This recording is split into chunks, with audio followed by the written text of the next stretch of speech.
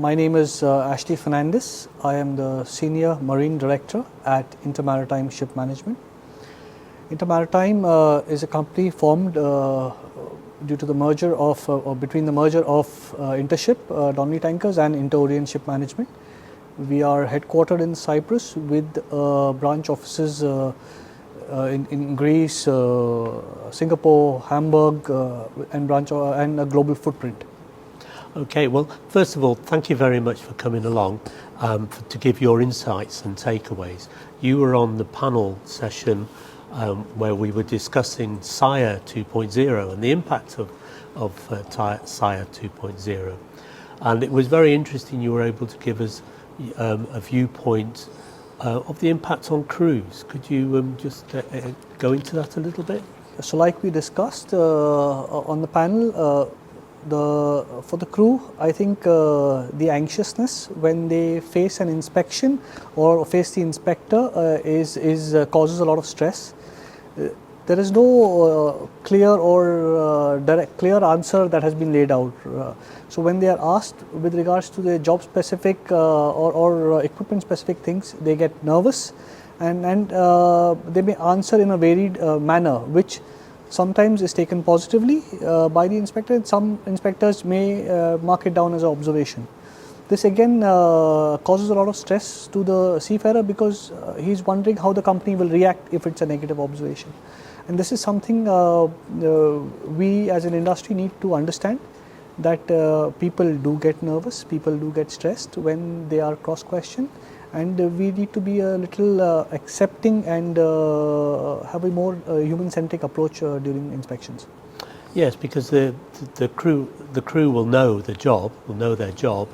They'll know how to react in certain situations, but being questioned directly by somebody maybe from a different culture, it could be, I can see it'd be a stressful situation. So what do you think companies can do to sort of alleviate this problem? What we do is we have training sessions for our seafarers before they go on board. But again, before an inspection, we have ship-shore conversations with them with smaller groups to build their confidence and to tell them there is no wrong answer.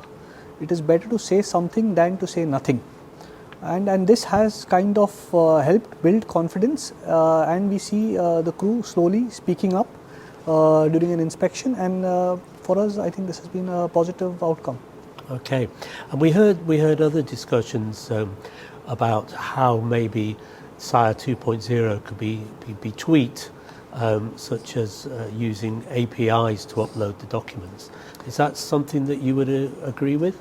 Yeah, so I think one of the things we discussed with during the panel was workload reduction. As mentioned previously, when you booked the old VIQ 7, it would take you 10 to 15 minutes to book an inspection. Now with SIRE 2.0, it takes you a full day at times because you need to upload various documents, enter data. This can be streamlined because these are all fixed data. So if we have API access between our ERPs and the OCM portal, it will make things faster, reduce workload both on board as well as ashore, and something that we hope the industry looks into. Okay, and actually that might be something that people are not familiar with. So does that happen every time the vessel's going to be inspected, or? Yeah, so every time you book an inspection, you have to fill the pre-inspection questionnaire. Okay, so even though the photographs and other documents have been uploaded previously? Yes, because every document has a validity, and the photographs, the requirement is they must be not older than 6 months. Okay. So you need to keep refreshing them as part of either your visits or gather the same photographs from the vessel. Okay, well thank you for clarifying that. And I have one final question, which I heard on one of the panels today, given by moderator Edwin Lampert. If you can change one thing in your sector of the industry, what would it be? I think for us as an industry, we need to realize that we are still not on autonomous shipping. Humans are not the weak link here. Humans are actually our strength. So when we go on board to inspect vessels, we need to show respect to our seafarers, give them the benefit of doubt, and maybe nudge them or guide them towards the right answer, so that they are motivated and encouraged to open up during an inspection. If you see the number of positive observations versus negative observations received during an inspection are less than 1% of positive observations, which clearly shows that the industry does not have a mindset of giving positive observations to vessels with regards to human factors and human performance. Okay, well that sounds very worthy, and I think that's a great idea. Thank you very much, Ashley. Thank you, Craig, for having me.